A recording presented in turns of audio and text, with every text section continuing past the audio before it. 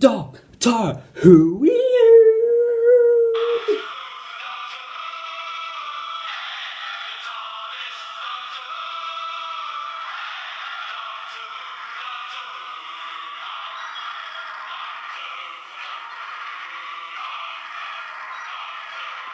Welcome back, my Whovian homies! It has been far too long since I last graced my presence onto your screens. Well, new series of Doctor Who, new series of Doctor Who Kid.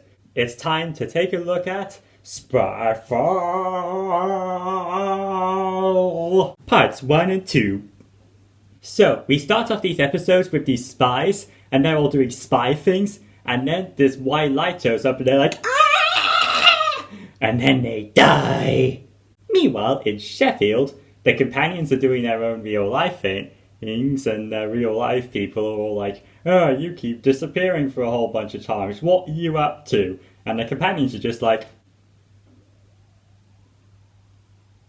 And then the men in black show up. Oh no, Mr. Dread! I am a robot. Robot gun. Pew, pew, pew, pew, pew, pew, pew. Leave a comment if you get that reference. And then the doctors in Sheffield as well, doing like repairs to a TARDIS like it's a car. That's funny. And then the men in black show up and get her too. And then they're all like driving in this car. And then suddenly the sat-nav shoots a laser, killing the driver. And then it takes over the car and then starts going. And everyone's like, ah! And the car's like trying to kill them. Oh my god! Atmos 2.0! But luckily the Doctor is able to solve the problem and, well, they go to MI6 HQ and they get met by Stephen Fry, who thinks Graham's the Doctor. It's funny because people went way too crazy over how the Doctor is a woman now. So Stephen Fry tells him a bunch of stuff and then he dies. So basically what's going on is that the Doctor and companions have to investigate this Lenny Henry guy who runs this company called Vor. And what are you laughing at? Vor is a perfectly reasonable name for a company. What is it? What are you going on about? Fine, I will go look up what Vor is to see why you're all laughing so much. Oh, that was disgusting. So anyway, they're investigating this company called Vor, and it's being run by this Lenny Henry guy who's doing all this bad stuff with these light aliens from earlier. And his DNA is only 93% human. What could that mean? So then the Doctor goes into Australia to meet this old spy buddy of hers called O. Kind of interesting. I didn't recognize this Australia. I mean, nowhere was on fire. So then stuff happens, they encounter the aliens again, and the Doctor's like, I'm gonna sonic it! But then the aliens are like, haha, we can't be detected by your sonic screwdriver! And the Doctor is like... So then a bunch of other stuff happens, Yaz gets taken by the aliens, but then pops up later on and seems completely fine. Weird, not even like a little bit of angst there. And then they go chase Lenny Henry onto a plane, and then O's like, I can't keep up! And the Doctor's like, wait a minute, I read your file, it said you were a really good sprinter in school. And then O's like, I'm the master! Cliffhanger ending, boop! Although I do have to wonder, if this new guy is the master, is he after Missy regenerated? Because Missy was shot by the John Sim Master with a laser screwdriver at full capacity, which John Sim said would mean that Missy wouldn't be able to regenerate because it was too painful or something like that. So maybe this is like a pre-Sim version of the Master? But if he's a pre-Sim version of the Master, then which incarnation is he between then? Is he after Delgado? Before Delgado? The Master surely went through a bunch of regenerations before he was all icky and horrible in that classic Who story. So maybe this is before he was all icky and horrible? Ooh, I don't know. I mean, there was that time the Master was a ghost and was possessing bodies, and this was a case where he took someone's identity, so maybe it's that.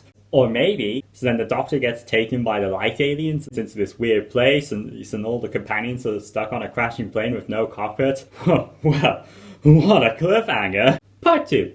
In part 2, the Doctor encounters this historical lady who I've never heard of, and then they go into the future and meet another historical lady from a different time period that I've never heard of, and they get chased by the Master in both places. And you know, the companions just do stuff. It's not really relevant to the plot. They don't actually impact anything that's happening. Graham gets to try out some laser shoes and is all like...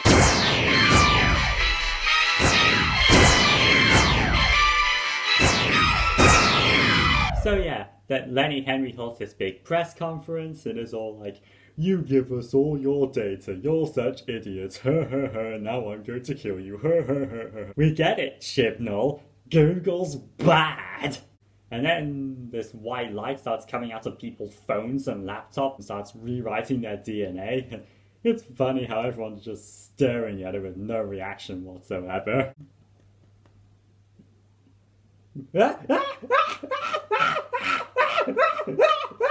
So yeah, the Doctor shows up, saves the day, then goes back in time and does a bunch of stuff on the plane so the companions can get off the plane. Oh yeah, I forgot to mention that in the beginning of part 2. The companions are like, "Oh my god, we're in a plane, we're gonna die!" And then Ryan's like, "I found a pamphlet and a recording message from the Doctor that conveniently saved us." And then at the end of the episode, they're like, "How the hell did you save us from the plane?" And the Doctor's like, "Oh, wait, I'll get right on that."